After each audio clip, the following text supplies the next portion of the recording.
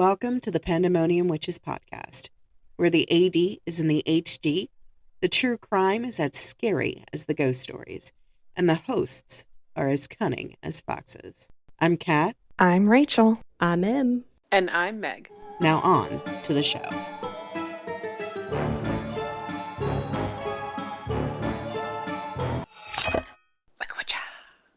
I would just like to say I'm very amused how we're all wearing gaming headsets. I mean, if it works, it works. I mean, I'm wearing actual podcast headphones because they disconnect. If I wanted them to be wireless, I would have to pay for the extension, which is $120. How about no? Ain't nobody No thanks. Daddy Bezos got that money. Yeah, I mean, if Daddy Bezos wants to give me that, I would gladly take that. Right? He wouldn't even give his ex-wife that, let's be honest. That's valid. Let's be honest. Speaking of gay.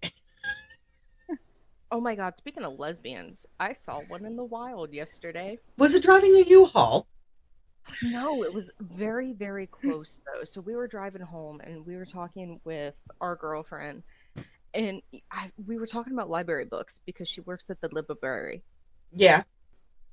We're driving home and we're talking, and then I look over and I go, "Oh my god, I just saw a El Dollar Bean in the wild."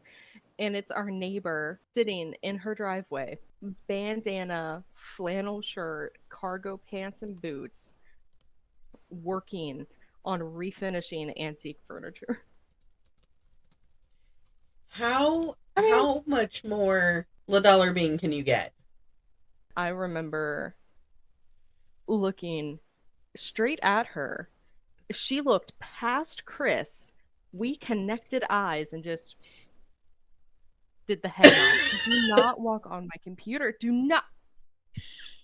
This is the problem we had last time. That's how they fucked up your audio. And of course, Do not mess with obligatory Coca-Cola in hand. Not just any Coke. Vanilla Coke. Yeah. Hey. I can't The say vanilla anything. Coke is delicious, though. Nice.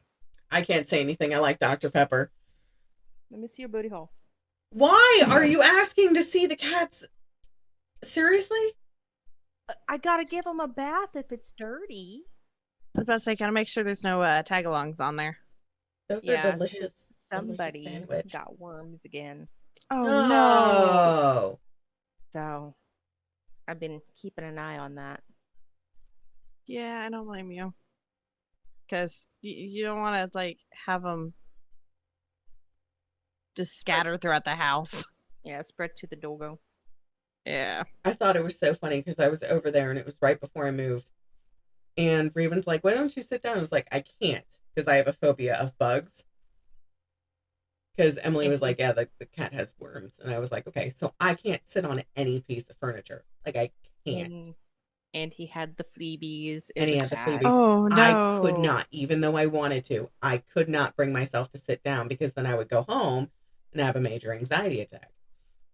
And this was before we were able to get someone to come out and mow the lawn because of, my husband's back. He is about as broken spaghetti. That's putting it mildly. I mean, that's one way to describe it. So we had to hire someone who raised their prices. It was $110 a month, and now it's $220 a month. The fuck? Gas is almost $4 a gallon. That's valid. Okay, because I was about to ask what was with the sudden jump in price. Right. No. Gas is a good reason. I had figured it was going to happen because, I was in the landscaping business. Mm-hmm. Yeah. Strong woman. Speaking of strong women, we've talked about a lesbian. We've talked about a gay man. Do you have a gay man or a gay woman for us today? I do. You have both? I wish. I have a gay man. Ooh, okay. All right. So I would, cat, I'm gonna turn you into dinner. Why? What did I do to you? Wrong cat. The 4-legged, not the 2-legged. Ah, right. The fluffy orange one. That was my deodorant. You just flicked into the laundry basket. He looked at this deodorant, looked at it, and went. Yeah. Typical cat. He doesn't have the brain cell today. Mm-mm. He's very clingy because our roommate is moving out. She found an apartment. Oh, That's but we're good. happy though. Yeah, I mean, good for her. But Have you ever thought of when he's really clingy to get one of those like baby wraps and like wrap him and stick Yeah. him in- I don't think he likes it. oh no, he I loved it. Dude. What the Apparently, fuck? it's just gonna be a constant today. Yeah, he's gonna be constant. Just back and so forth. We're not gonna worry about it. So, whose murderous mind do we got on today's chopping block? All right. So before I start, at least open the bottom part this time. I would just like to say, Do we need trigger these are- warnings? a handful. Okay. This is a Pandemonium Witches podcast. Trigger warning. The following episode contains graphic violence and gruesome depictions. Listener discretion is advised. Yep. So there's a trigger warning for sexual assault, murder. Obviously, there's going to be trigger warnings for doing indecent acts to a body, Whoa. kidnapping, Whoa. things like that. Okay. So, if that is not your speed, I would highly recommend skipping Skipping. this episode. Yep. Petting your cat. Fighting small children in the streets, and coming back next week. Anything but listen to this episode. Anything but listening to this episode. So let's do it too long. Didn't read. What is today's episode? Today's episode. All right. So, I got a question for you guys. Have you ever heard of the phrase "get tattoos"? And cannibals will say that you taste bad. Yes, and Or, like, also murder- eat tamales, eat cake. Otherwise, you don't Yeah. get kidnapped. Yes. Yes. So, have you ever wondered where those signs come from? Yeah. Sometimes. Yeah. Like, who even originally came up with the idea that tattooed people taste bad? Somebody actually said it. It wasn't just a. Yeah. Okay. I mean, Well, I would assume a cannibalism or a cannibal said it. So today I'm going to drop you into the murderously deprived world of Jeffrey Dahmer. The People Nommer! Oh wow. Yeah! I shouldn't be so excited for cannibalism. I'm sorry. You really should be excited about that. I do also want to just remind people, these are actual families that were affected. Some Yes. of these people, their relatives are still alive today. This all took place in the 90s. So we do bring humor to our podcast, but we are still very respectful of those families and the people that are involved in those situations, as we did do on the podcast with the Green River Killer. We did, The kind of Barbie killers. well, no, on the Green River Killer, we did 10 minutes of silence where Rachel read off the members. And that's when you had, that's where you weren't here, you were house hunting. Yeah. Yes. But it's one of those things where we try to bring levity to a situation, but at the same time, we're still being as respectful as we possibly can. Yeah. Me getting excited, it's just because He's a very fascinating man to learn He about. He was is. very deprived. And Mm. I don't use that word lightly. I don't Mm-mm. use that word every day. He had a lot of them. I feel like had it been noticed sooner, a lot of what happened definitely could have been avoided. I know, as opposed to our other serial killers, this is definitely one that all of us know about. Yes. All of us have done research on previously. But it's, you Yes. found something that we haven't been able to have access to. So someone had requested from the FBI a Freedom of Information Act, and the FBI released 68 pages of court documents and case files from the Milwaukee police station. Happy belated birthday, Holy Rachel. shit. Holy shit. So I do have that. That is referenced in what I find. And I will also make sure to give that. So when we do post this, if you are curious and you wanted to learn more, if you were doing, like, I know I found it because my cousin is doing a criminology course and she's actually doing a thesis on Jeffrey Dahmer. Oh, Interesting. okay. So she was able to find this. So I will make sure to put that in the notes. Okay, wonderful. We have access. There's a Google Drive account in our podcast group, not open for the public, but this way when I post the episodes in our Facebook group, if you're not a part of that, it's TPW 3M podcast on Facebook. We make the information available. Rachel, do you keep swiping out by accident again? No, I'm sending cards to Josh. Oh, okay. So I'm multitasking. oh wow, I haven't played it yet today. So when people ask for it, I did it for the Donner episode. I had somebody reach out to me and ask me to post it, and then somebody flagged the post. But regardless, when the episode airs, which is going to be in June, we'll go ahead and post that at the same time. Thank you for posting it in the group chat. Love you. So are we ready to get on to today's disc? Ready as I'm ever gonna be. Alrighty. So Jeffrey Dahmer was born May 21st of 1960. He was 6 foot tall, actually, and a Gemini. Gemini. Of course he was. So he was born in Milwaukee, Wisconsin. He was also known as the Milwaukee Cannibal or the Milwaukee Monster. He was a very prolific American serial killer and sex offender who killed and dismembered 17 young men between 1978 and 1991. Now, I know it just wasn't in... I know he was born in Wisconsin, but I know he flitted about.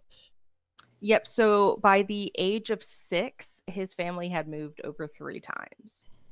And we Holy will shit. get into that. Yeah. Wow.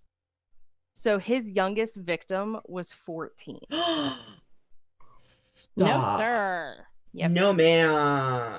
Dahmer actually sought out his victims, mostly black men, at gay bars, malls, and bus stops. He lured them home with promises of, hey, I'll give you some money or, sex, gave them laced alcohol, and then strangled them to death. He would then engage in acts with the dead body, would dismember them, Ma'am. and then dispose of them. Ma'am. Oh We're my not even 20 minutes into this. That is a drop in the bucket. Yeah. Yep. He oftentimes would keep body parts as souvenirs. I know about that. And he frequently took photos of his victims at various stages in the murder process so he could recollect each act afterward and relive the experience. Ma'am. So while they were that's just alive, nasty. yep, while they were alive, he'd take a photo. If they were, as they died after they drank the whatchamacallit, he would take a photo. Mm-hmm. Yeah, it just each step he would have a photo. So they actually found, I think it was a shoebox full of photos, but we will get into that. Oh boy. So he was actually the first of 2 sons. He was the oldest. Pause. Are you gonna... Okay. He's moving everything into a storage unit today. Oh no. Tell him not to hurt himself. Yeah, please don't hurt yourself. Famous last words. Sissy says famous last words. No famous last words. Hold my beer. That is true. Hey, y'all, That's watch valid, too. this. Hey, y'all, watch this. Ew. Oh, so gay. One of us is, so it's okay. I love you. Hey. These are I hate pants that to we see you found. go, but love to watch you leave. Let me tell you, I do hate to watch him leave, but we found these pants buried in his dresser. He's like, I don't think they're going to fit. Hold on. Come here. Show Emily the back. He got Show us booty the for booty. days. Hold on. Oh, look at that cake. Look at that cake. Like, Booty for days. Stop flexing your butt. no, he's just moving That's- his knees. No, I'm flexing my hands. Oh, okay, never mind. I was like, he was entirely doing that on purpose. 100%. I love you. You. Wear actual shoes, please. Do not wear your Yes. flip-flops. Do it. No, Do it. Joshua, Do Please it. shut up. don't. Shut up. Joshua, please wear shoes. Please. Do what I do. Do what I do. No, don't do what Emily does. Don't do what Christopher does. Listen, you don't have to be right so loud. I know you're older than him, but he's broken and you're still good. All of this is going to get taken out. I mean, That last part was pretty good. I'm going to keep that last part in, to be honest. Like, dislocated knees are, and, rolled ankles are fun for nobody. I mean, considering the fact that when I moved into Emily's house, I had 3 broken toes and a broken finger. Right? That stuck. I remember that. Total side note, I forgot to tell you guys this yesterday. I got made fun of at Wawa by one of the workers because I had a pet alligator named Frankie in Florida. Why is that a bad thing? Right? She said that is the most Florida shit I have ever heard. I mean, Okay, but yes. that's I was not about to making say- fun of you. Florida and Louisiana, that's very much neck for neck on that. Right, right. And There was more Mississippi. that went into it, but it made me sad. Oh, no. And then I was like, well, because of Frankie, does that mean I can get this without having my ID on me? Because I forgot my ID trying to buy alcohol. And she went, haha, nice try. Right. She's like, not on my watch, not dealing with that. Not on my Christian Minecraft TV. Dude, in front of my crab and goons. Not in front of my crab and look. Okay, I read that this morning and was like, Josh is like, what's so funny? And I was like, not in front of my crab and goons. Did you share that with them? Yeah. With the crab, raccoon? Yes. So, he is the oldest of 2. Don't you do it, cat. Okay. He is the oldest of 2 kids. Mm-hmm. 2 sons. To his dad, Lionel, who was a chemistry student at Marquette University, and he was later a research chemist, which is why people think he was able to get his hands on some of these drugs so easy. Probably. And his mom, Joyce, was a teletype machine instructor. Teletype. Mm-hmm. I haven't heard about them in years. Yeah. Right. So his childhood was actually very greatly debated on. Some people say that he was doted on, like he was like the golden child. And then other sources say that he was deprived of attention as an infant. So it's really in the air. Mm-hmm. Although in both cases, his mom was known to be tense and greedy for attention and pity, and was very argumentative with her husband and their neighbors. She was a diagnosed hypochondriac with depression. Yeah. It was a great combination. Such a lovely childhood. Yeah. Sounds So- like it. After the young cannibal entered the school system, he was away from home more often. Obviously, 5 days a week, you're at school for 8 hours a day. Mm-hmm. But when he was home before his dad most times, so he had to handle his mom. Ooh. And because she was known to suffer from depression, she was a hypochondriac, she demanded like constant attention and spent more time in bed than not. So I'm assuming that he raised himself and his siblings. Basically. He his mom attempted slip and slide with Equinol, Oh. which Oh. is meprobamate. Mhm. It's an anti-anxiety drug. It was actually introduced to the medical field. Side note, hi, medical field. It was introduced into the medical field in 1950, and it's widely considered to be a tranquilizer medication. Mhm. Like Interesting. if you take it, it's supposed to just like zombify you. It does. It's one of those meds that were used in the 70s and 80s. Mom told me about it, where they would give it to women who were quote unquote hysterical. Yeah. Yeah. So she attempted to overdose on it and do the slip and slide. Mm. Did not work. She actually had, I think, the paperwork here said another 2 attempts after that. Oh shit. Great childhood. Wow. That Just peachy. you know, that So- definitely. Sorry.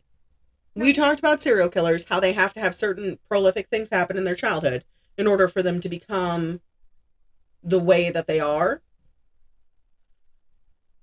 Mhm. Fucked up kid, fucked up parent, fucked up situation. So here's the thing. Uh-oh. He wasn't really a fucked up kid until after a double hernia surgery. He was energetic, he was happy, he was the most normal child that you could be until he had a double hernia surgery on his 4th birthday. And then he became a very recluse. He became almost lifeless. Holy shit. Oh wow.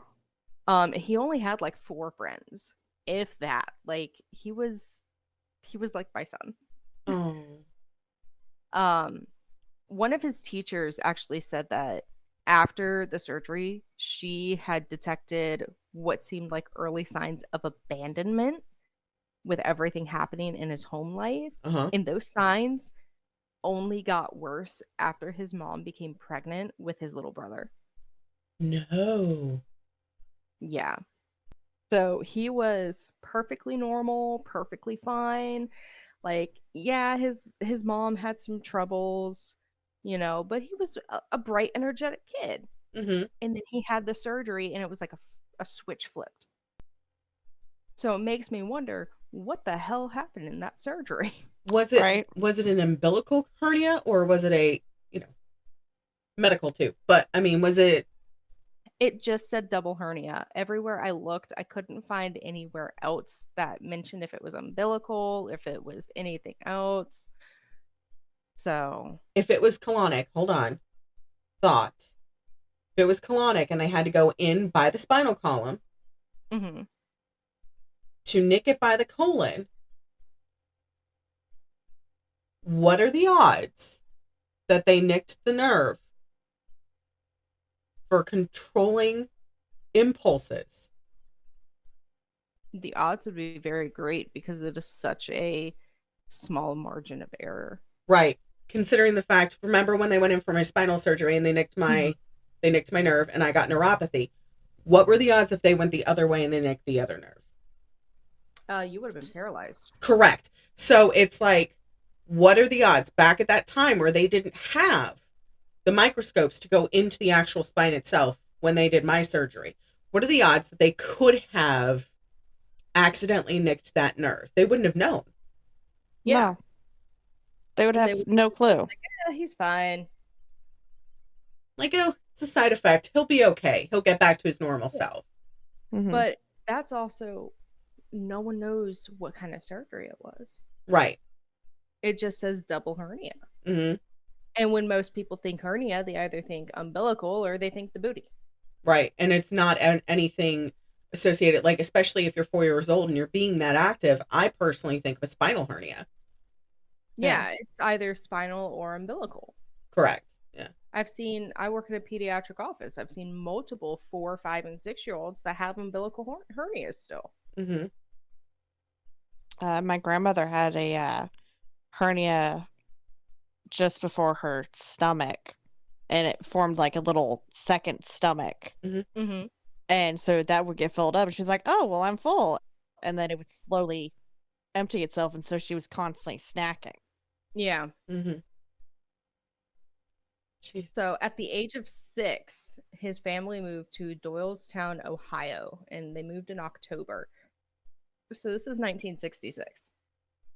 Okay. When his brother was born in December, his parents were like, you know what? You can name him. What do you want to name your little brother? So he named his brother David. Okay. I thought that was sweet. Yeah, you it's a know? normal name. Nice normal name. Nice, normal. You know, it's not Baphomet, but you know. It's okay. Later that same year, so later in December, I think it is, his dad earns his degree and starts work as a analytical chemist in the nearby town of Akron, Ohio. Ugh. Yep. So now this next part, this is like right out of a serial killer handbook. Oh, okay. Young Dahmer was fascinated with dead animals and animal bones. At this time, he wouldn't go out of his way to kill them. But his fascination actually may have began when, at the age of 4, after the surgery, he saw his dad removing a dead animal from underneath the family home. He was like moving the bones and the dead animal and stuff like that. And according to Lionel, his dad, he was oddly thrilled by the sound that the bones clinking together made. And he became obsessed with animal bones. To be fair, I'm obsessed with that sound. Yeah, it fiddlesticks. scratches the brain. Okay, do you know what the original fiddlesticks were made out of? Bone. Yeah, because it makes a sound that scratches the brain. Mm-hmm. Yeah, he called them his fiddlesticks. I would understand why, but occasionally search beneath and around the family home for more bones. And he would even explore bodies of live animals to discover where their bones were located. That's taking a step too far, my dude. Right. So, like, with my cat, he would hold my cat and go, oh, these are your ribs. This is your spine. This is your skull. Like, he would do that. Okay, I was thinking, like, while the animal was still alive, just, like, yanking the bones out. Like... No. So yeah, that's what I was thinking. Yeah, no, at this time, he hadn't murked an animal yet. Okay. So he's just like holding this animal, petting this animal, and going, oh, this is where your ribs are. This is where your femur is. Okay, time in. We are no longer having technical difficulties. Welcome back. Welcome back to Pandemonium Air. So as a child, he collected like large insects and the skulls of small animals like mice, birds, things of that nature. And because his dad was a chemist, his dad would bring him home formaldehyde. Like you do. And he would preserve the bones in formaldehyde and just keep them in his room. Because that's totally normal just to bring home formaldehyde. Totally normal. Oh yeah, don't you know? Don't you know? Oh yeah, my mom, she brought me home formaldehyde all the time. I mean, my dad used to bring me back, but that's besides the point. He wasn't supposed to, but he did. So 2 years later, in May of 1968, the family moved again. To Summit County, Ohio. This was their 3rd address in 2 years. And since the Dahmers had gotten married, their 6th address. Yeah. That's a bit. That's a bit. So with kids, they moved 3 times. Without kids, they moved another 3 times. So they were just bouncing around. Yeah. God, that's not good. So the home stood on an 1.5 acres of woodland Oh. It had like a small hut, it was a short house, or short walk from the house. So that's where Dahmer like began collecting these insects and skeletons, like chipmunks and stuff. And then he would also store them in that hut. Like you do. It was 2 years later, so in 1970, during a chicken dinner, Dahmer had asked his dad, "Hey, Dad, if I took these chicken bones and I put them in bleach, what would happen?" And his dad was like, "You know what? I like your scientific curiosity, son. Let me show you how to safely bleach and preserve animal bones." Oh no. Again, here's the serial killer handbook. Here's a page. Yep. His dad was like, my son, I'm a chemist. I'm a chemist. My son likes science. Yeah, we're bonded. So, yeah. That's not what's happening. So after learning these techniques, he began to like perfect them. And then he began collecting fresh dead animals like roadkill. Ma'am. He would dissect them, Uh-huh. bury them beside the hut, and then occasionally he would put the skulls of the animal on top of a makeshift cross above where the animal was buried. So bizarre. I mean, yes, but it's more like what the Norse did. They would stick heads on turrets and then put them above of their enemies. Oh god. Okay, I already know where this roadkill his enemy. They were like, breathing. The Norse doing that, it was entirely different. Right. So this is where things get kind of more fucked up. Yes. So mind you, he is still a child. So he was born in 60-ish. Right? Yeah. 1960. So he's 15 at the time. Okay. So he's still he's adolescent child. Right. One of his friends did an interview and was describing an instance in 75 where Dahmer was always curious on how animals, quote, fit together, end quote. So Dahmer decapitated the carcass of a dog. Ma'am. Nailed its body to a tree. Ma'am. Impaled the skull upon a stick in the very woodland behind his house. Ma'am. It just keeps getting worse. And then as a prank... No, not more! There's always more! He invited his friend to come view it, claiming he found the remains by chance.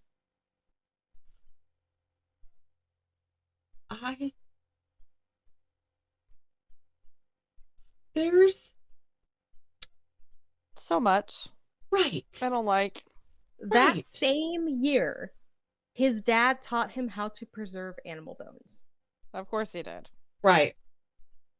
His mom started increasing her daily consumption of Equinil. Of course. Yep. Laxatives. Oh. And sleeping pills. Double the fun. Because she wanted to increase the distance between her husband and children. She was like, nope. Something's kind of sketchy going on. What also, why would you take laxatives and sleeping pills? That's how you have a doubly good time. Like, I'm sorry. I'm thinking like you were so passed out you end up shitting the bed. We were just talking about that this morning. She used to get so drunk she would shit herself and she would shit the bed. She pulled an Amber Heard. Good God. Anywho's. So all of this known now. Is it any surprise at his freshman year of high school he was seen as an outcast? No. At the ripe old age of 14, he began drinking beer and hard liquor during the daylight hours. Same. And he would frequently conceal his liquor inside of a jacket he wore to school. Oh. And would drink at school. No. I mean, I had nuns. Yep. One of his classmates actually asked him why he was drinking like scotch during a morning class, and he was like, it's my medicine. It's fine. I mean, some people use it as a medicine, but it's very not advised. Not at 14. No, definitely not.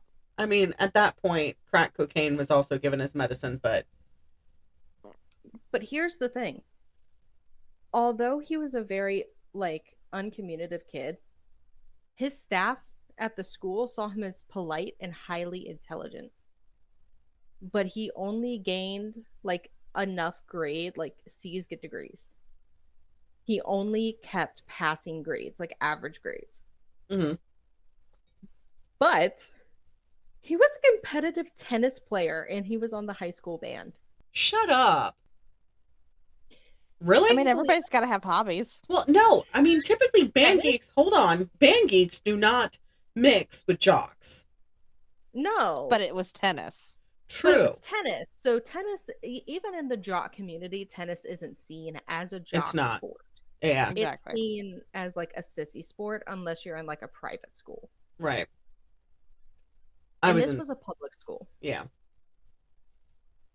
So by the time he reached puberty, Dahmer found out he was gay. He was like, you know what? Girls have cooties. No. Girls have teeth. No. I mean, we do. That's how we eat. But he never told his parents. I hate you so much. That just registered.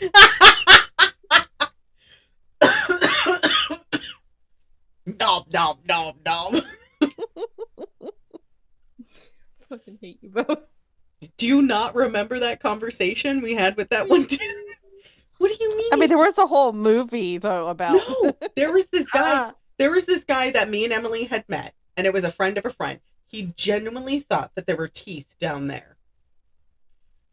Well, because there is a medical condition that can grow excess calcium in the body can grow teeth down there. However, he was absolutely terrifying. Right, he was under the assumption that women had teeth down there. Fun fact: we don't. We don't. I mean, I probably saw the movie and was like, nope. Right. But yeah, he didn't tell his parents. Okay. His parents didn't know. So his parents had no idea that he maybe even had a productivity word. Rewind, take two. A penchant. There's the word. For liking the dudes. Yes. They didn't even know that he had a brief relationship with another man. Oh. They never had intercourse. It didn't last very long. It was mostly like hand holding and like cheek kissing. But even back then, that's still a lot. Yeah, especially back in the day, because being gay was still seen as like you could get the death sentence for that in some states. Oh, it's still very taboo. It's still very taboo to this day. You can still there are still a few states where you can be like shot on sight. Yeah. So, oh yeah, cute, gayness, yay. By his own admission, he was fascinated by dominating and controlling a completely submissive male partner. To be fair, I think we all are. In his early to mid-teens, and his masturbatory fantasies greatly evolved to focusing on chest and torsos. Well, all right. To each their own. Yep. Well, that's something. We don't kink shame. And then those fantasies gradually became intertwined with dissection. Oh no. Yeah, you can see where this is going. Oh no, Emily, you know I have a thing about torsos. Oh no. a good thing about torsos, not bad thing. No, it's a bad thing. I have a, when it's, okay, Grey's Anatomy, we're watching Grey's Anatomy. If there's anything to do with the torso at all, any sort of mutilation, I can't, Which is most of the cases they get in Grey's there. Anatomy. It sucks. So All right, at I'm 16, ready. At 16, 1 6, Okay. 10 plus 6, Dahmer conceived a fantasy of rendering unconscious a particular male jogger that he found attractive and making sexual use of his body. He had seen this guy jogging around. He was like, that guy. Oh my That guy. God. That's the guy. Okay. On one occasion, he concealed himself in the bushes with a baseball bat to lie in wait for this man. No, ma'am.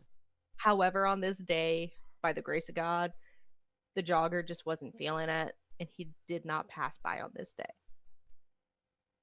That was smart. That was lucky. Dahmer later admitted this was his first attempt to attack and render an individual submissive to him at 16. Mm-mm. Here's the weird part. Oh, that's not weird? No, Apparently not.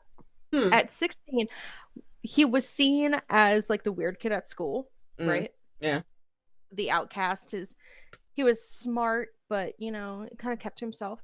He was seen as a class clown. What? Yes, he was the class clown. He would often stage pranks, which became known as, quote, doing a Dahmer.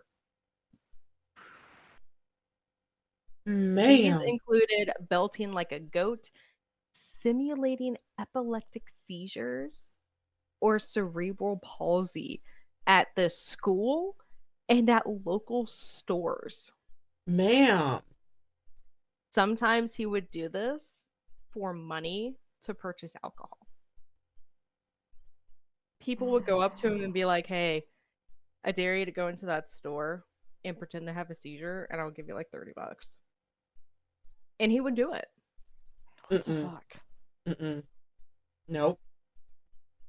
So, by 1977, his grades started declining because of the alcoholism. Obviously. Yeah. So his parents were like, let's hire a private tutor to get him some extra help after school. Right. It didn't last long. Very limited success. And in this time, his family was falling apart. Well, yeah, His obviously, because she's on a bunch of fucking drugs. Yeah, his dad was doing a whole bunch of stuff at his job, and his mom was his mom. So they started to attend counseling sessions. Okay. Did not work. They were still fighting daily. Around this time, his dad, Lionel, had found out that Joyce had engaged in an affair in September of 77. That hussy. No. So he was like, you know what? We're divorcing. I ain't dealing with you no more. That's fair. Don't blame him. Don't blame him. And they decided to tell their sons, we want to do this amicably. Okay. It was not. It was bitter, acrimonious. He's abusive. She's a drug addict and an alcoholic. Oh, well, he does all this time. He's never with the kids. Oh, well, she's always sleeping because of the drugs. Well, he brings home chemicals for our son. Well, she finds the dead bodies. It's a whole thing. They were just snitching out each other. Right. Yep. So during this process, in early 78, so mind you, this happens in September.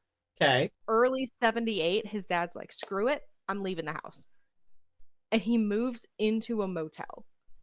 Holy crap. Okay. And he lives in a motel on North Cleveland Mansland Road, so a few blocks away. A few blocks.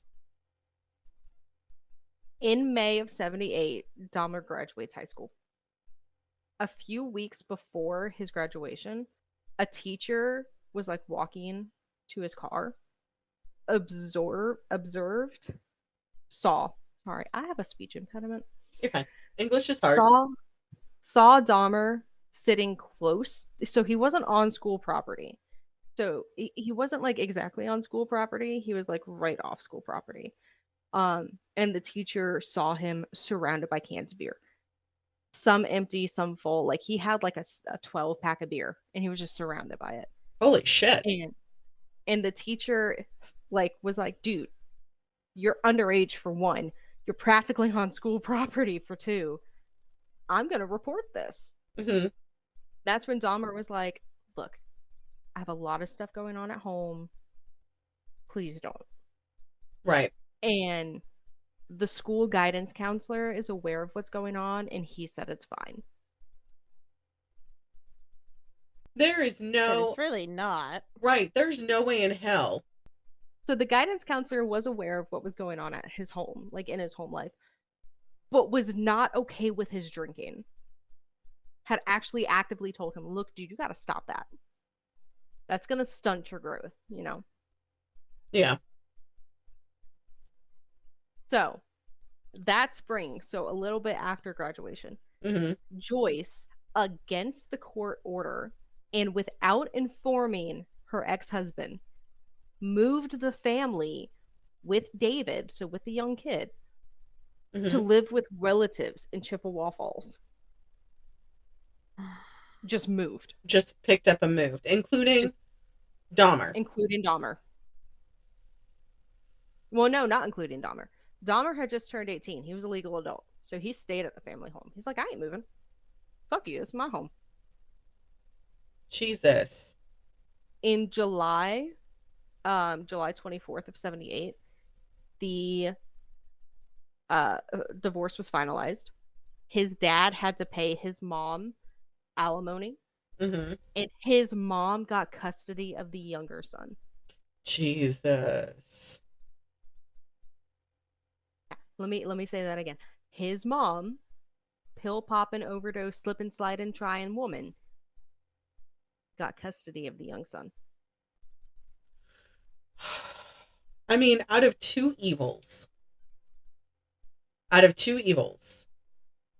His dad was pretty normal, though. His dad was pretty normal.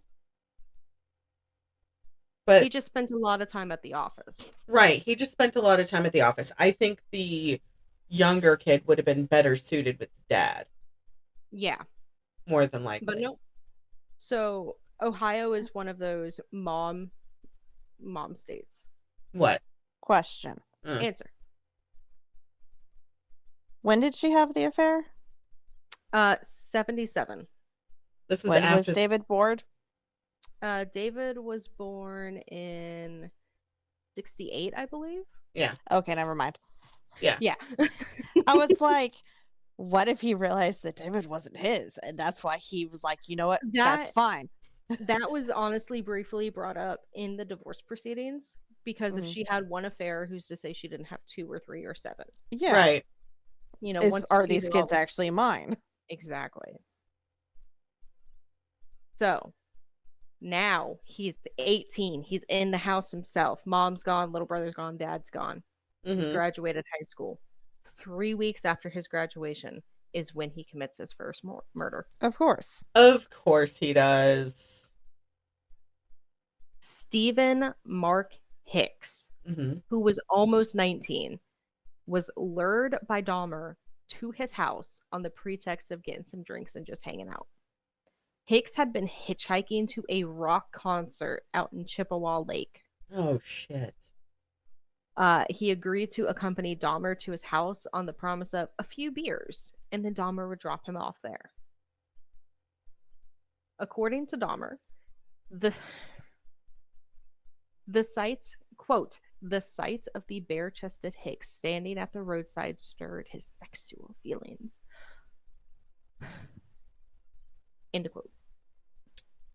That's just nasty. Yeah. Although when it became very clear to him Hicks was straight, because he had started talking about girls, and if he knew any sexual passes he knew any passes that he made would have been rebuffed. Like, let me out here. So after several hours of drinking and talking and listening to music, Hicks wanted to leave, but Dahmer didn't want him to leave. So what did Dahmer do? He bludgeoned him with a 10-pound dumbbell. Holy fuck. Sorry. I mean, that's Chimney. a unique murder weapon. Yep, he picked it up, cracked him twice from behind Mm-hmm. as he sat upon a chair. So he was sitting, and he came up and just pop, pop. Like a chunklita? Like a chonklita. Holy shit. If you guys don't know what chunklitas are, like flip-flops, house shoes? But they're very flat and they're very hard. Yes. They make a good thud when you smack them on a table. Oh, let me tell you. So he did not immediately die after getting hit with this dumbbell. He was The poor man. strangled to death. No. So he was knocked unconscious, and then Dahmer strangled him.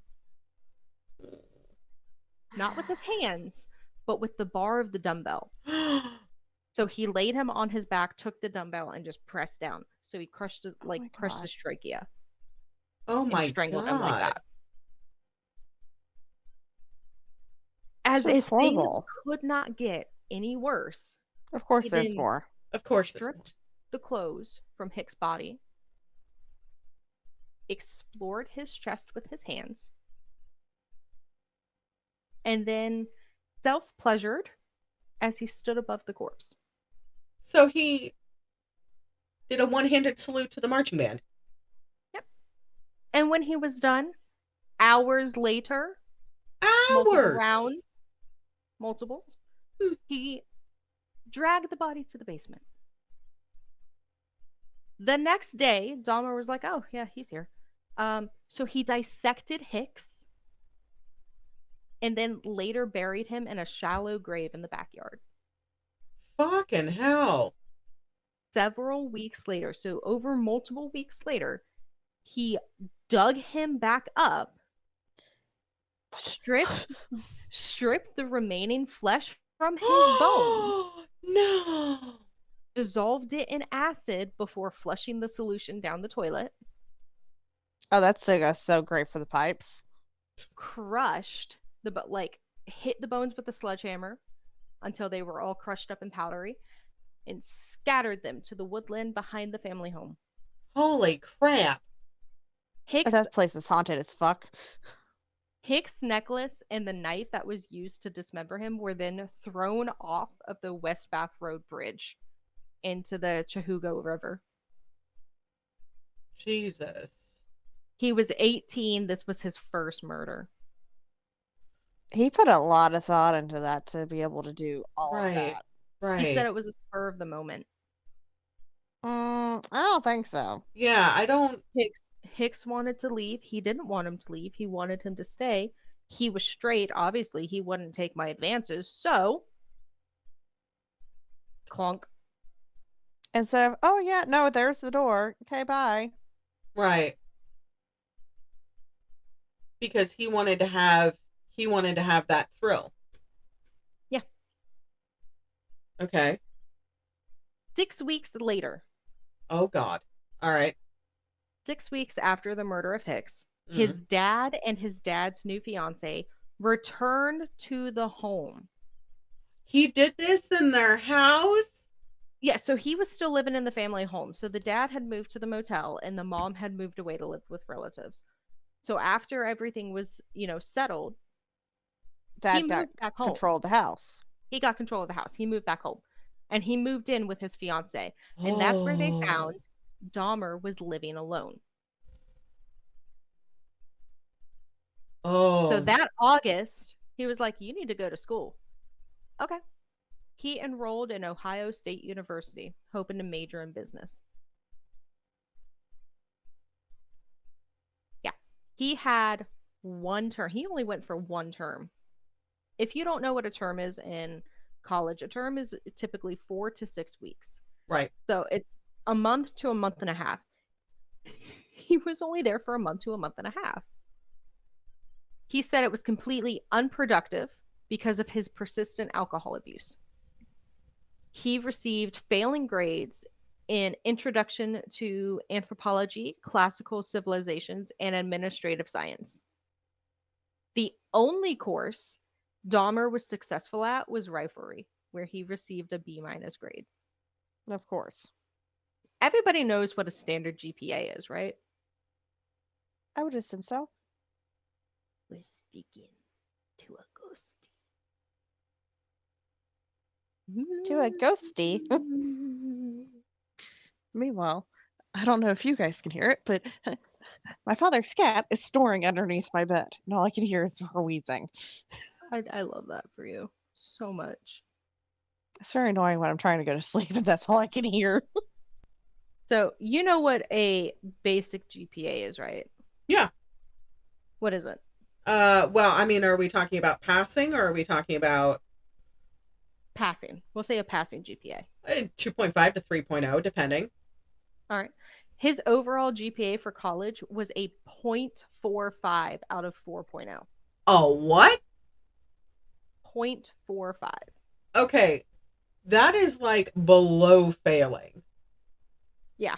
That's like with the Royals scraping the bottom of the barrel, just trying to find a sixth cousin twice removed. Yeah.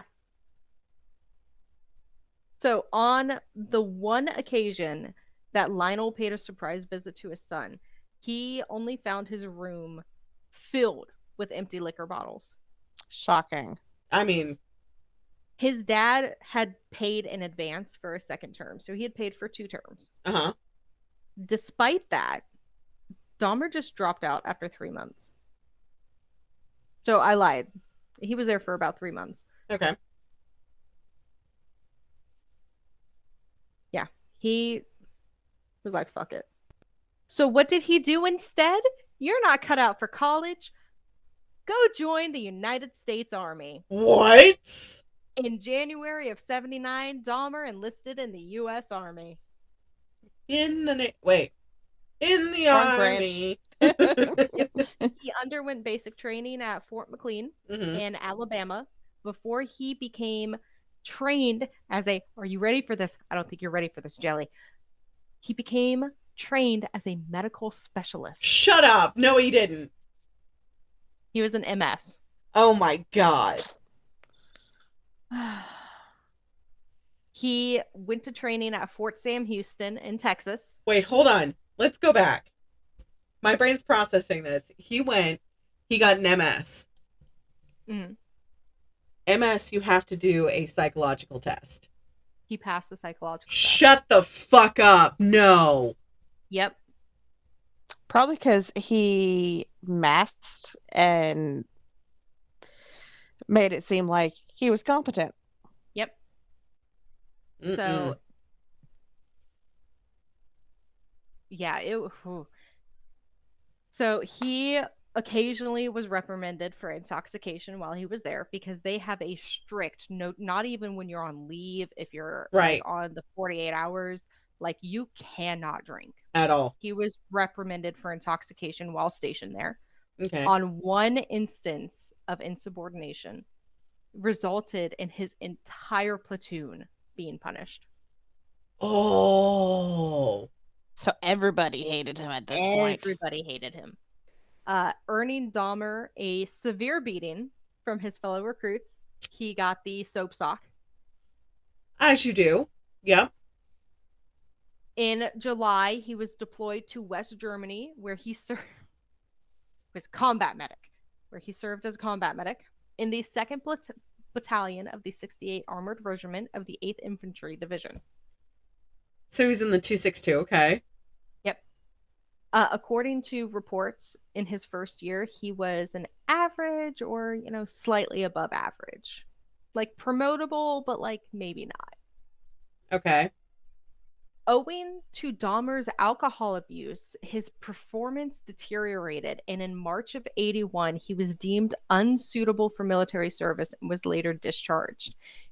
He received an honorable discharge as his superiors did not believe that any problems Dahmer had in the army would be applicable to civilian life. So I actually have a picture here. This is Dahmer in 79. His off-duty drinking deemed him to be unsuitable. So this is him just passed out. How does this not translate into civilian life? So many of you know I medically separated from the Navy. Yeah. We have a phrase in the Navy called drinking like a sailor. Mm-hmm. It's funny, but it's terrifying. So there are a lot of sailors that have to go through AA for alcohol abuse. Yep. Someone I worked with actually got kicked out of the Navy because he could not legitimately could not function unless he drank 2 bottles of Smirnoff a day. And I don't mean these tiny bottles. I mean like the handles. I mean, like a gallons. You saw how much I was drinking. Yeah. Before I got sober. I was drinking, I mean, Rachel knows this before you and I met. Yeah. I was drinking maybe about a bottle like this. Yeah. Every couple of hours. And I was not drunk. I was functioning. You were a functioning alcoholic. And those are the most terrifying ones. They really are. Yeah. But for those who can't see the photo, he is splayed out. Like, it is hard. Like, if you didn't know this was Dahmer, you would think this was a dead body. Mm-hmm. Yeah. So they were like, yeah, you need to go. GTFO. Right. So in March, early March, he was like sent from Germany. So that was taken in West Germany. Where their alcohol, their age limit for alcohol is like 16, 17. Isn't it? To buy it, it's 17. To start drinking, it's actually 14 because you can have a glass of wine with dinner. Right. Yes. March 24 of 81, Dahmer was sent back to Fort Jackson in South Carolina for debriefing. He was then provided a plane ticket to travel anywhere in the country. He later, after he was caught, after everything that happened, he told police he felt like he couldn't return to face his father, so he went to Miami. He flew to Florida because he was, quote, tired of the cold. I mean, I can feel that. Ohio does get very cold, so. So he attempted to live by his own means in Florida. Oh, no. So he found a job as a delicatessen. Delicatessen. Thank you. Yes. Delicatessen? Delicatessen. Delicatessen. Delicatessen. Delicatessen. Come on. Anyways.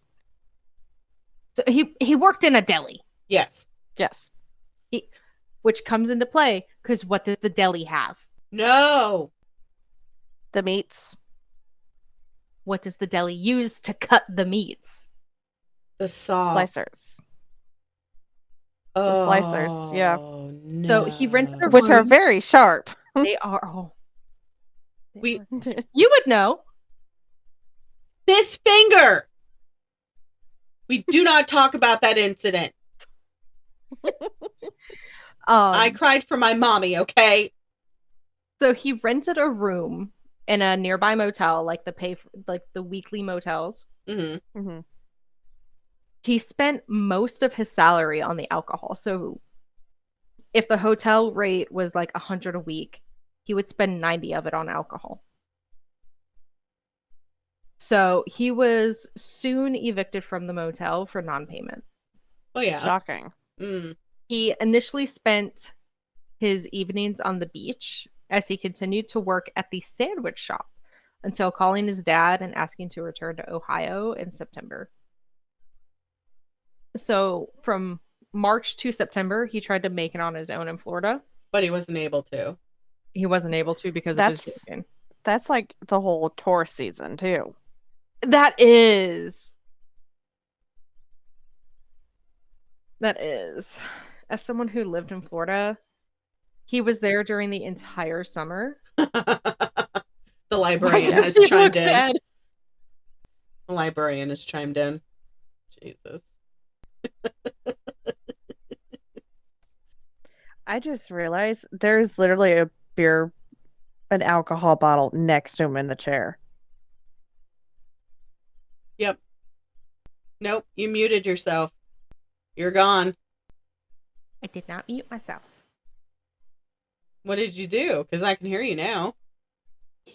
So it's the little microphone thing. I guess it does that sometimes. Hmm. Oh, if it gets too loud on one spot, I think it like mutes to save ears. Ah, Interesting. Makes I sense. like that. But yeah, if you look, the alcohol bottle, that's a good size alcohol. That's at least a liter Yeah. is propped up against him. It's a tall boy. It is. It is it's a thick boy too. Mm-hmm. And German alcohol, that's no joke. No, it's not. It's a big. It's very potent. It's like a 40. Fun story about German alcohol. Fun story about German alcohol? So when I was younger, I was like 7 or 8. My uncle is a nuclear power plant inspector. So he would go around the world and inspect power plants. Well, he went to inspect one in Germany and he came back with German chocolates, milk chocolate for me and my brother, and a box of Moncheries. Moncherie is a chocolate that is filled on the inside with a liquor and a cherry. Mm-hmm. Me and my brother did not know this. How drunk did you get? So drunk. All the drunk. All the drunk. So I'm like 7 or 8, which puts my brother about 9 or 10. Mm-hmm. And we go up to my mom before she goes to the bathroom. And we go, "Hey, Mom, can we have some chocolate?" She goes, "Absolutely. Go for it. Only one piece." Thinking we're talking about the milk Your chocolate that my uncle brought for us. Yep. And we go, "Okay, cool." So my mom's in the bathroom, she's doing her thing, and all of a sudden she hears blah, blah, blah, blah, blah, blah, blah. And she comes running out, and me and my brother are fighting each other over the sink.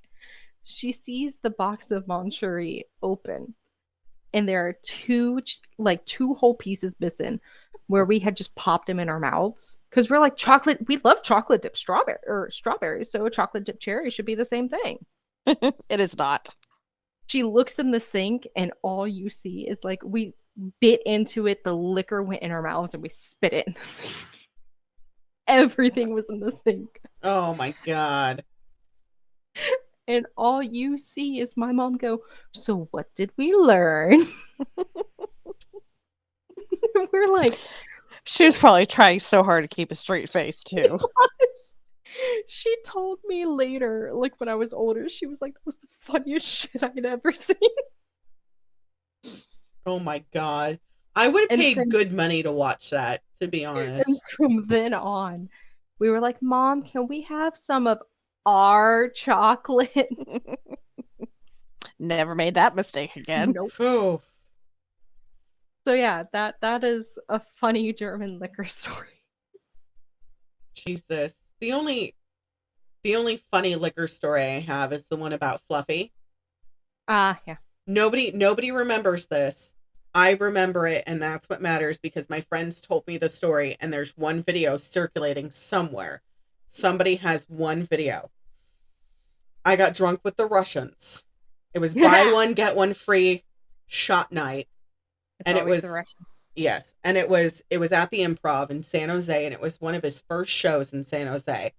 And he talks about his first show that he did in San Jose, and there being a woo girl for her 21st birthday, and she gave him a chocolate cake, and that was me. And I remember, because the next day I went to go find my chocolate cake, and I went, "Where the fuck is it?" And my friend went, "You're not going to believe this, but I'm going to tell you anyway." And I went, "I gave some bitch my whole ass cake." So that is why I Unless it's a wine cooler, I usually don't drink. Yeah, I don't drink either because I like to make friends out of low places. Anyways, So he back on returned topic. back to Ohio. In the time he was away in the army. His dad got married, so he now has a stepmom. And his stepmom was like, if you're going to live with us, you have to do chores. Mm-hmm. While you're looking for a job, you're going to do chores. Yeah. Right. He continued to drink heavily, like almost worse than before. And 2 weeks after his return, he was arrested for drunken disorderly. I think it was. Hold on, let me find it again. I pressed the button. Wow, gay bathhouses. On Not our next that button. episode. Too far. No. We've gone too far. They've Yeah. gone plaid. Yep, drunken disorderly. He was given, I wish we still had the fines we had back in the day. He was given a $60 fine and a suspended 10-day jail sentence. Well, shit. Wow. His dad unsuccessfully tried to wean him off alcohol. And Unsuccessfully being the key word there. Wean? You don't wean unless they're like, I would understand in his situation if they had to wean him off alcohol, but that's no. So in December of 81, so remember, he came back in September. By December, he was like, no, go live with your grandma, and sent him to Wisconsin. So he has basically his entire life just been bounced around. Poor guy. Damn. I can't believe I just said that. Out of his entire family, mom, dad, brother, stepmom, friends, the only person who Dahmer displayed affection to was his grandma. So they hoped that, he loves grandma. Maybe her influence, the change of location, maybe he'll finally stop drinking, live responsibly, get a job. Maybe she'll knock some sense into him. I know something happens with the grandma because I remember that. Yep. So when it first started, everything was perfectly fine. He went to her church, did any chores that she asked him to do without lip. He actively sought out work and aided by most of her house rules, though he continued to drink and smoke, just not in the house. In 82, early 82, he found employment as a phlebotomist at the Milwaukee Blood and Plasma Center. Okay. This was, besides the Army, his second longest job. He held it for a total of 10 months before being laid off. The fact that 10 months is his second longest job. Yes. I mean, that's huge for him considering his history, too. Yeah. True. He remained unemployed for over 2 years, living off of whatever his grandma gave him. And his grandma would give him like a small weekly allowance. Shortly before losing his job, so that people think this is what caused him to lose his job, he was arrested for indecent exposure. Like, peeing in the bushes kind of indecent exposure? Look at my willy. So, right. August 8th of 82, he was at a state fair. He was observed exposing himself on the south side of a coliseum in which 25 people were present, including women and children. Wow. That'll do it. That'll do it. For this incident, he was convicted and fined $50, plus he had to pay the court fees. Jiminy. Not going on a registry, nothing. The registry really wasn't a thing back then. I don't think the That's registry started up until the early 2000s. The registry didn't start until the mid-90s. Okay. Yeah, and it started mainly in California, New York, and Texas, and most of Florida. It didn't... The bigger states. Yeah, it didn't go nationwide until the early 2000s, I think. I can double-check my notes, because I do have it in my notes for one of my murderers. Stick it right here. The 1994 Jacob Wetterling Crimes Against Children and Sexuality Violent Offender Act required states to implement a sex offender registration program. 1996, Wetterling amended by Megan's Law. There we go. So, and mind you, this is all taking place in like 84, 85. Okay. So this is before all of that. 85 in January. He was hired as a mixer at the Milwaukee chocolate factory. Oh. He worked nights. He worked 11 to 7, Mm-hmm. 6 days a week. He had Saturdays off. So he worked Sunday to Friday.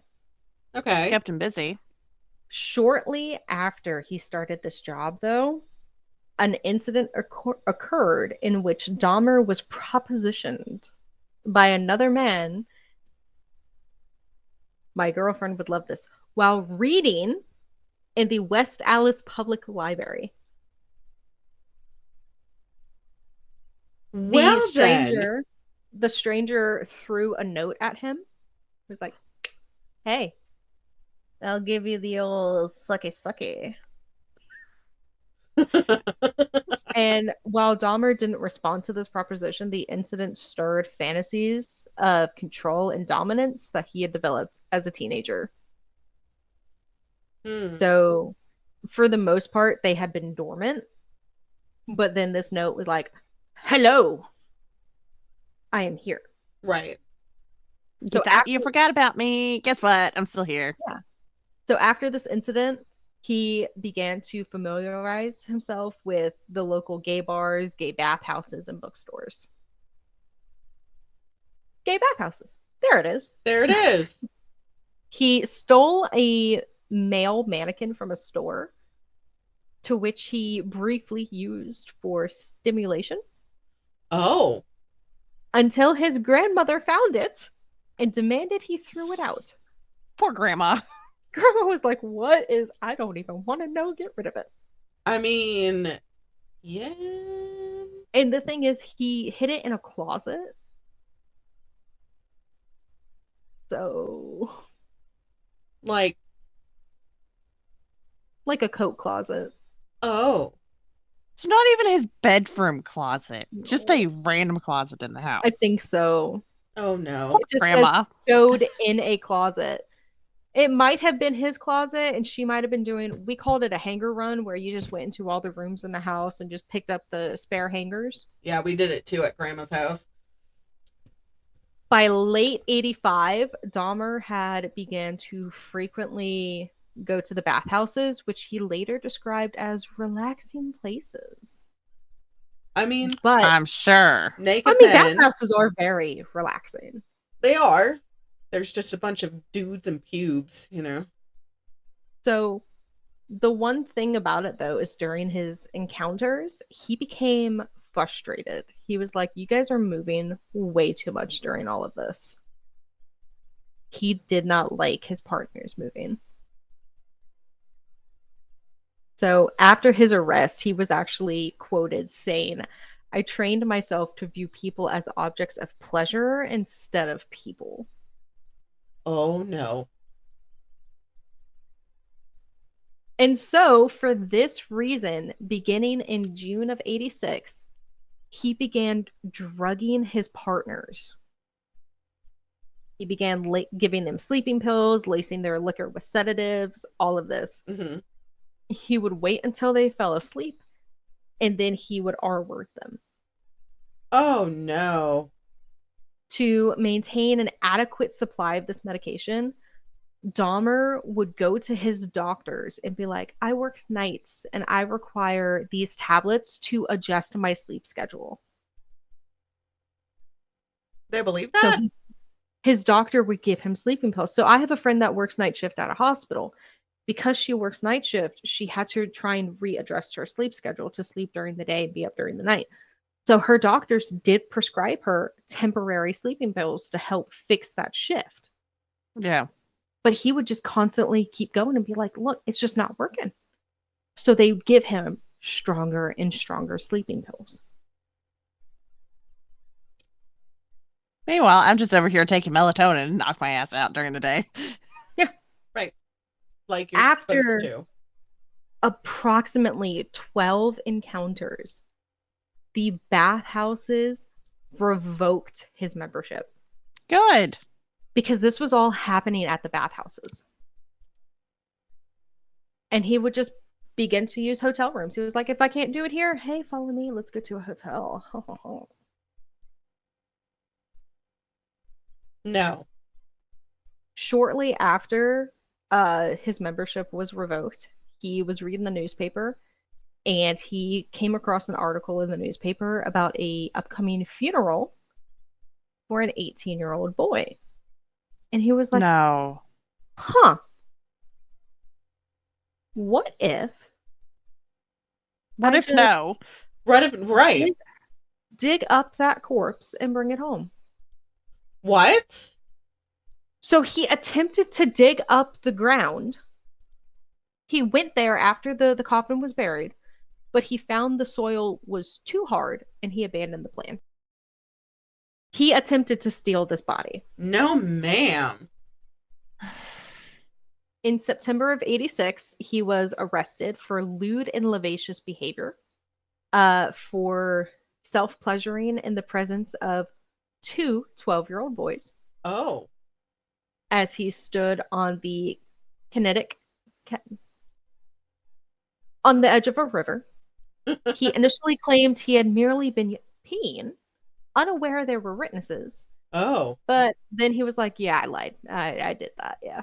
Oh my God. So the charge was changed from lewd and lascivious to disorderly on March 10th. And he was sentenced to all of these past, they can see his past offenses. He was sentenced to a year of probation and was ordered by the courts to undergo counseling. No, ma'am. That's it.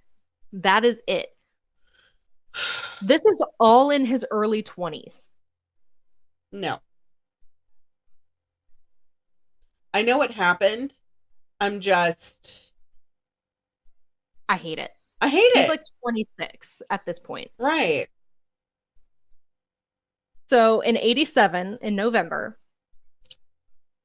he was still living with his grandma when he encountered a man from Michigan named Stephen Toomey at a bar and was like, hey, you want to go to the Ambassador Hotel with me? And that is where Dahmer had rented a room for the evening. According to the People Nommer, he had no intention of killing this man, but to simply drug and lay beside him as he explored his body. In what way? Like exploratory surgery or like Monet? Apparently, because the following morning, Dahmer woke up to find him lying beneath him on the bed. His chest was crushed in, and Dahmer's fist and one forearm were extensively bruised. Okay. He later said he had no memory of killing him and that, I can't believe this happened. It's like I can't believe I accidentally cheated on you. What did you do?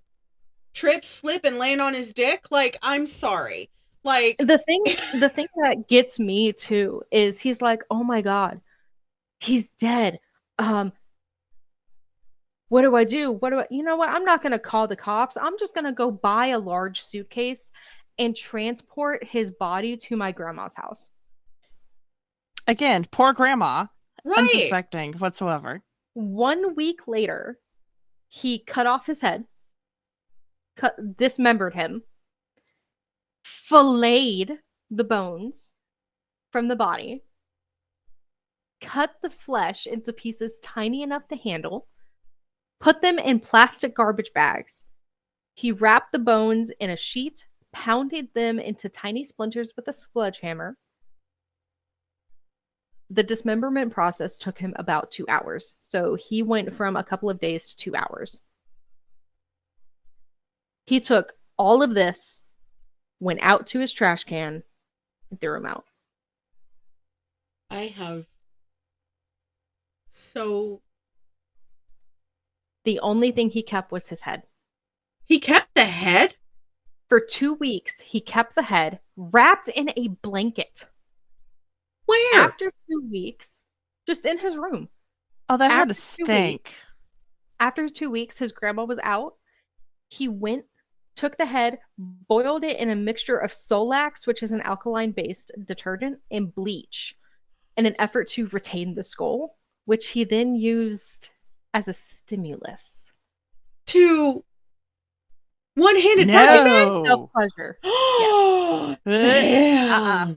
Eventually, the skull became too brittle by the bleaching process, so he pulverized it and threw it out. I mean, this is the one time I will joke during this portion of the podcast. That gives a whole new term to the meaning of head. I was gonna say a whole new meaning to teethy head. We're going to So- hell. We already know this. You don't have to remind At this us. point, he is 27. At 27, he has done 2 murders. Jesus. And no one has caught on. No one's caught on yet. These 2 men are just labeled as missing people. According to Dahmer, his murder was a pivotal incident, after which he didn't try to control his compulsions. He was like, you know what? Bet. At that point, he started to actively look for people that he encountered in gay bars. And he would try to, poor grandma, he would try to bring him to his grandma's house. He was like, hey, come to my grandma's house. No. He would drug his victims with either trazolone or temazepam, which, again, those are sedatives. Right. Or they can be used as sedatives. Before or shortly after engaging in activities with them. However, once his victims were unconscious, he would kill them. Jesus. His preferred method of killing was strangulation. So now we are getting to what I personally feel like is the worst murder, and that is because of the age of the victims. This is his youngest victim. This is 14 years old. Holy crap. So 2 months after he killed Toomey, Dahmer encountered a 14-year-old Native American prostitute named James Doxter. This is the one that I heard about. Yep. He lured him to grandma's residence with an offer of $50 to pose nude for photos. They engaged in sexual activities before Dahmer drugged him and then strangled him on the basement floor. He then left the body there for 1 week before dismembering it in the same manner that he had to Toomey. Everything except for the skull he had put in the trash bag and threw it out. He boiled and cleaned the skull in bleach before Dahmer found that too rendered the bone too brittle in the process. You can guess how he found that out. He then pulverized the skull 2 weeks later and threw it out. God. It's like you think he's gonna get not better. Like with Ted Bundy, he became more respectful with his bodies later, which is not a good thing to say. But I mean, like, it was At least it's something. Right. And he wasn't respectful with the bodies. Like Dahmer. No, he didn't care. He didn't give a shit. No, Dahmer is... Now, I'm no doctor, but Dahmer, to me, is basically the definition of a sociopath or a psychopath. Yeah. Because how he is doing this, it's the same thing. It's the definition of insanity. It's doing the same thing over and over again and expecting a different result. Yeah. Right. He's drugging, strangling, leaving for approximately a week, dismembering, throwing out half of it, keeping the skull, boiling it the same way, and then, so on and so forth. He did this about 17 times. Jesus. So, mind you, most of this is happening in 88. Right. March 24th of 88, he met a 22-year-old bisexual named Richard Guerrero outside of a gay barn called the Phoenix. Mm-hmm. Again, lured him to his grandma's house, $50, spend the night with me. Drugged him, strangled him with a leather strap, and filleted the corpse. He then dismembered him within 24 hours, disposed of the remains in the trash before retaining the skull and pulverizing it several months later. Jesus. In April, he lured Ronald Flowers Jr. to his house. However, after he drugged the coffee that Flowers was going to drink, he and Flowers both heard Grandma call out, "Is that you, Jeff? Are you home?" Mm-hmm. And although Dahmer replied in a manner that led his grandma to believe that he was alone, she knew he wasn't. Oh, grandma, she Yeah. ain't stupid. And because of this, Dahmer couldn't kill Flowers. Flowers became unconscious, and Dahmer was like, shit, well, I can't kill him. So he took him to the local hospital. Oh. So Ronald Flowers Jr. was supposed to be a victim, but he survived because his grandma came home early. Good on that. Good on Grandma. In 88, Grandma asked him leave, largely because of his drinking, his habit of bringing young men into her house late at night, and the terrible smells coming from her basement and garage. I wonder what those smells could be from. Dahmer found a one-bedroom a couple streets down and moved there in September of 25. 2 days later, so his youngest murder victim was 14. His youngest molestation victim was 13. Jesus. 2 days later, he was arrested for drugging and fondling a 13-year-old, whom he had lured to his home under the pretext of posing nude for photos. You've been listening to the Pandemonium Witches podcast. This episode was chopped in half. Return back to this coming Sunday to finish listening to the rest of our spooky story.